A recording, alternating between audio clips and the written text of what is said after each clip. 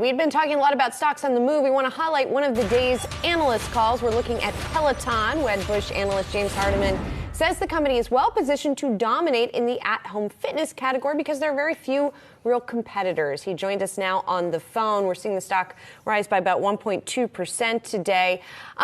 James, when I look out at the fitness landscape, as a fitness consumer, although not of Peloton, to be clear, I actually see what looks like a glut from a layman's perspective. You've got ClassPass and a lot of different fitness classes. You've got Peloton. You've got Mirrors, one of the other competitors for the at-home market. If you have any of the streaming services, you have a number of different choices there. So when you say it has very few competitors, in what sense do you mean that?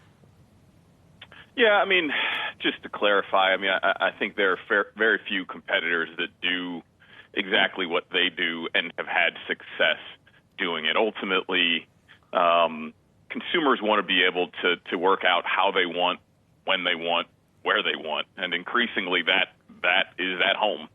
And so I think if you compare Peloton to a lot of other sort of Me Too Pelotons in the at-home space, you can convince yourself that you can cobble together a comparable offering.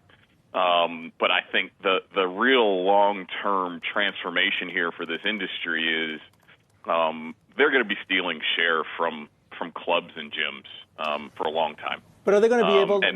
James, where do they make their money? Is it through the subscription for the classes, or is it in the sale of those bikes? Because you can get the bikes a lot cheaper if you don't want the bike they're offering, right? Or do you have to have their bike? Well, to be clear, they don't make money. So that is one of the bear cases against these guys, and they don't expect to make money for some time. But to clarify, at the gross margin level, they do make quite a bit of money. I think as people think about the long-term value that they're going to bring to the table, it really is in the subscription more so than the bike. And I think most of what management does is with that vision in mind, that what they're building is a subscription business. But, again, I just go back to this idea that, if you really want to, you can do push-ups and jumping jacks in your closet, but not a whole lot of people do it. That's true. The fact of the matter is most fitness products since the beginning of time don't work. This is one that fundamentally does work. And so the question becomes, as you peel away the layers of what makes this work, at what point does it stop working as effectively as it does?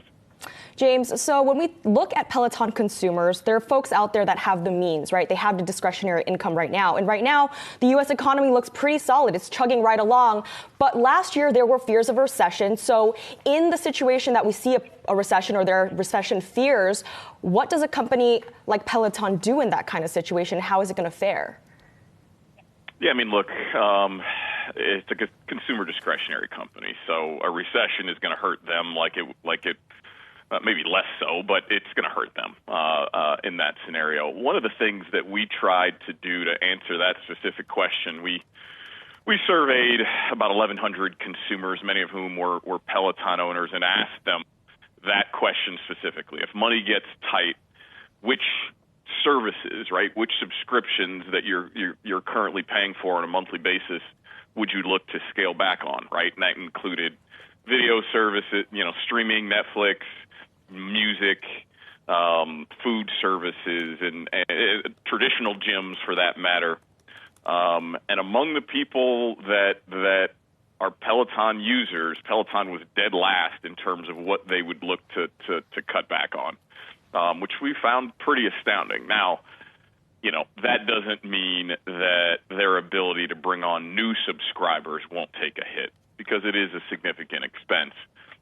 But I do think this will be, somewhat more durable than a lot of other discretionary products out there that people will more quickly look to cut back on.